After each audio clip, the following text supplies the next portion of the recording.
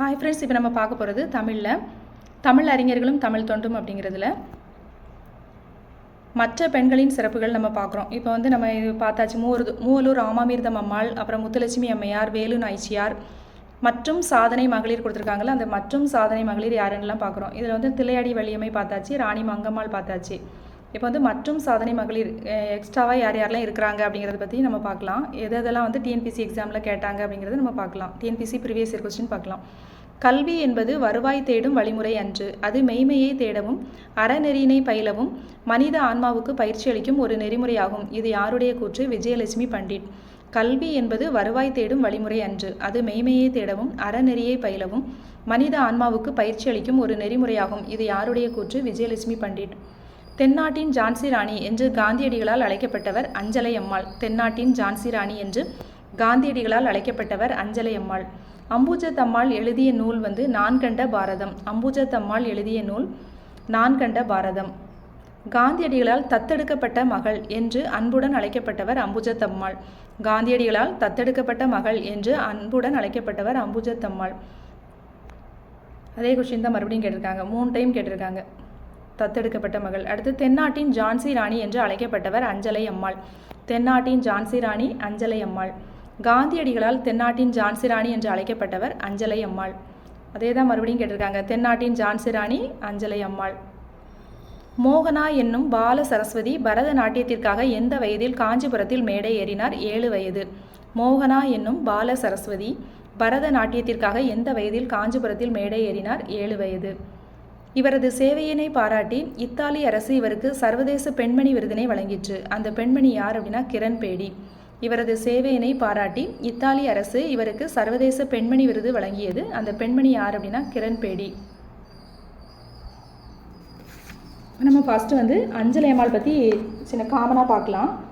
அஞ்சலை அம்மாள் அவங்க எங்கே பிறந்தாங்க அப்படின்னா கடலூர் 1890 பிறந்தாங்க. 1921ஆம் ஆண்டு காந்தியடிகள் ஒத்துழையாமை இயக்கத்தை தொடங்கிய போதே அஞ்சலை அம்மாளும் தனது பொது வாழ்க்கையினை தொடங்கினார். நீல் சிலை அகற்றும் போராட்டம், உப்பு காய்ச்சும் போராட்டம், மறியல் போராட்டம் போன்ற வெள்ளையனை வெளியேறு இயக்கம் போன்ற அனைத்து போராட்டங்களிலும் கலந்து கொண்டார். நீல் சிலையை அகற்றும் போராட்டத்தில் தனது 9 வயது மகளையும் ஈடுபடுத்தினார். அஞ்சலை அம்மாளின் மகள் அம்மா கண்ணுக்கு காந்தியடிகள் லீலாவதி என்று பெயர் சூட்டினார். தென்னாட்டின் ஜான்சி ராணி என்று காந்தியடிகளால் அழைக்கப்பட்டவர் அஞ்சலை அம்மாள். அஞ்சலை அம்மாள் எங்கே பிறந்தாங்க? 1890 கடலூரில் பிறந்தாங்க. 1921 காந்தியடிகள் ஒத்துழையாமை இயக்கத்தை தொடங்கும் போதே இவங்களும் என்ன பண்ணாங்க? தங்களுடைய பொது வாழ்க்கையை தொடங்கிட்டாங்க.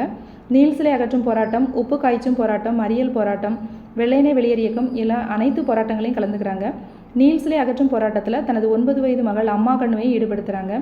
காந்தியடிகள் அம்மா கண்ணுவுக்கு லீலாவதி அப்படின்னு பேரிட்டு அழைக்கிறாரு. தென்னாட்டின் ஜான்சி ராணி என்று காந்தியடிகளால் அழைக்கப்பட்டவர் அஞ்சலை அம்மாள். அடுத்து அம்புஜத்தம்மாள். இவங்க எப்போ பிறக்கிறாங்க அப்படின்னா 1899 ஜனவரி 8. பெண்ணடிமைக்கு எதிராக குரல் கொடுத்தவர். மகாகவி பாரதியாரின் பாடல்களை பாடி விடுதலை உணர்வை ஊட்டியவர் அம்புஜத்தம்மாள். மகாகவி பாரதியாரின் பாடல்களை பாடி விடுதலை உணர்வை ஊட்டியவர் யார் அப்படின்னா அம்புஜத்தம்மாள். காந்தியடிகளால் தத்தெடுக்கப்பட்ட மகள் என்று செல்லமாக அழைக்கப்பட்டவர். தனது தந்தையின் பெயரையும் காந்தியடிகளின் பெயரையும் இணைத்து சீனிவாச காந்தி நிலையம் அப்படிங்கிற தொண்டு நிறுவனத்தை அமைத்தவர் அம்புஜத்தம்மாள். தந்தையின் பெயரையும் காந்தியடிகளின் பெயரையும் இணைத்து சீனிவாச காந்தி நிலையம் அப்படிங்கிற தொண்டு நிறுவனத்தை ஏற்படுத்தியவர் யார் அப்படின்னா அம்புஜத்தம்மாள். அடுத்து அசலாம்பிகை அம்மையார் பார்த்தோம்னா இவங்களுடைய ஊர் என்ன அப்படின்னா திண்டிவனத்திற்கு அருகில் உள்ள ரெட்டனைங்கிற ஊர். இவங்க எழுதின நூல்கள் பார்த்தோம் அப்படின்னா ஆத்திச்சூடி வெண்பா, திலகர் புராணம், குழந்தை சுவாமிகள் பதிகம் இதெல்லாம் எழுதியிருக்காங்க. சிறந்த பேச்சாளர். இவங்களை இக்கால அவையார், அசலாம்பிகை அம்மையாரை இக்கால அவையார் அப்படின்னு திருவிக்க பாராட்டினார். இவர் வடலூரில் வாழ்ந்தபோது 409 பாடல்களை கொண்ட ராமலிங்க சுவாமிகள் சரிதம் அப்படிங்கிற ஒரு செய்யுள் நூலையும் இவர் எழுதியிருக்காங்க. ராமலிங்க சுவாமிகள் சரிதம் அப்படிங்கிற செய்யுள் நூலை எழுதியிருக்காங்க. யார் அப்படின்னா அசலாம்பிகை அம்மையார்.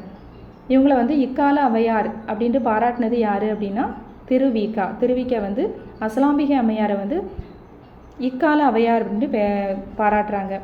வடலூரில் இருக்கும்போது 409 பாடல்களை கொண்ட ராமலிங்க சுவாமிகள் சரிதம் அப்படிங்கிற நூலையும் எழுதுகிறாங்க. காந்தி புராணம் ஒன்று எழுதியிருக்காங்க. இது 2034 பாடல்களை கொண்டது. இந்த அசலாம்பிகை அம்மையார் காந்தி புராணம் எழுதியிருக்காங்க. அது 2034 பாடல்களை கொண்டது. அந்த நூல் காந்தியடிகளை பாட்டுடைய தலைவனாக கொண்ட பாட்டு.